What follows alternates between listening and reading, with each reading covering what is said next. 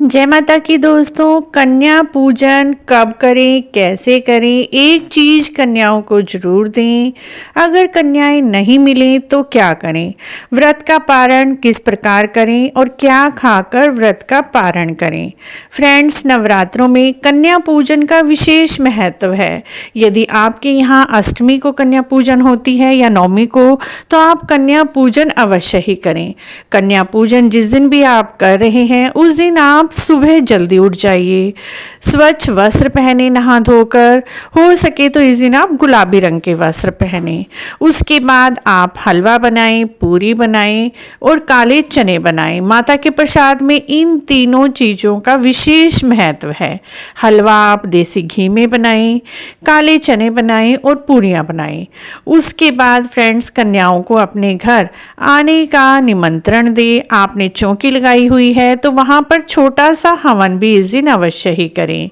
चाहे तो आप थोड़ा सा उपला ले लीजिए, गाय के गोबर से बना हुआ उपले बाजार में आसानी से ही मिलते हैं।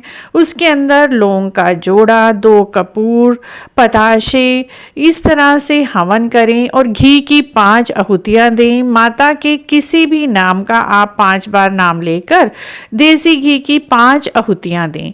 उसके बाद सबसे पहले भोग प्रसाद माता को अर्पित करें। उसके बाद कन्या पूजन करें। कन्याओं को अपने घर बुलाएं। कम से कम 9 कन्या आप बुलाएं, क्योंकि माता रानी के 9 स्वरूप हैं, तो 9 कन्याएं और 1 लोकड़ा, जिसे बटुक भैरव भी बोला जाता है।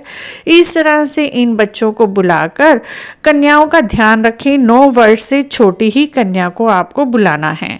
उसके बाद मित्रों, कन्याएं जब घर आएं तो उन्हें दूध मिले जल से, खाली जल से नहीं, दूध के अंदर जल मिलाकर, कच्चा दूध ले लीजिए कुछ बूंदें और उसमें जल मिलाकर कन्याओं के सबसे पहले आप चरण धोएं।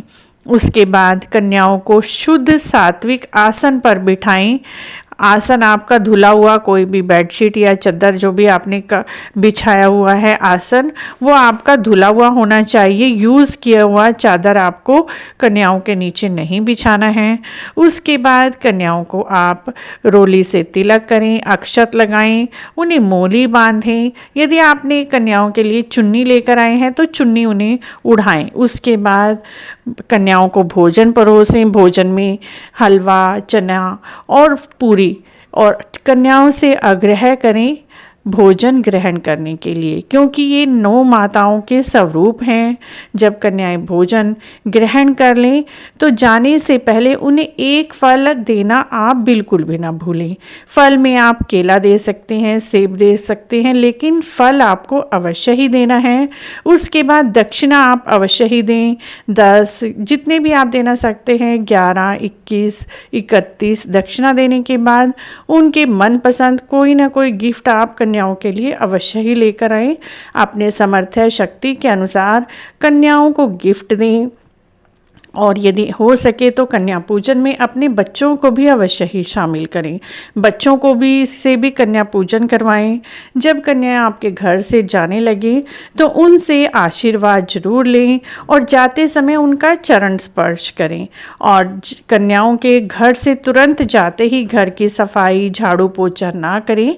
कुछ समय के लिए रुक जाइए, 1-1.5 घंटे के बाद ही आप घर में झाड़ू पोछा करें, या तो कन्याओं के आने से पहले ही आप झाड़ू वगैरह लगा लें। कन्याओं के घर से तुरंत जाते ही आपको झाड़ू पोछे का काम नहीं करना है।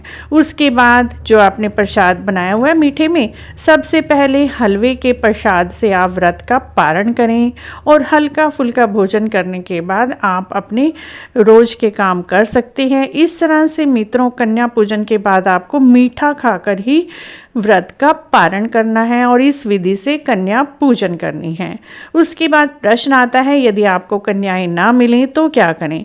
फ्रेंड्स, अगर आपको कन्या नहीं मिल रही हैं तो आप 9 जगह प्रसाद कन्याओं के लिए निकाल कर रख लीजिए। माता रानी के सामने ध्यान पूर्वक 9 माताओं का नाम ध्यान पूर्वक करके उन 9 जो आपने 9 जगह सामान निकाला है उन्हें आप गौ माता को भी खिला सकते हैं।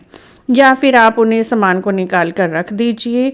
आपके घर के आसपास कोई स्कूल है या कोई भी मंदिर के बाहर भी काफ़ी छोटी छोटी कन्याएं मिल जाती हैं, उन्हें भी आप जब भी आपको समय मिले देकर आ सकते हैं। अगर नहीं आपको समय मिलता है तो आप ये सारा प्रसाद 9 जगह जो आपने निकाला है वो गौ माता को भी खिला सकते हैं। तो फ्रेंड्स, इस विधि से आप कन्या पूजन करते हैं तो आपको नवरात्रों के पूरे व्रत का पूर्ण फल मिलता है। आशा है आपको यह छोटी सी जानकारी अच्छी लगी होगी। अच्छी लगी है तो आप इसी तरह की और जानकारी के लिए हमारे चैनल को जरूर सब्सक्राइब करें, लाइक करें, वीडियो को शेयर भी करें। कमेंट बॉक्स में जय माता की अवश्य लिखें।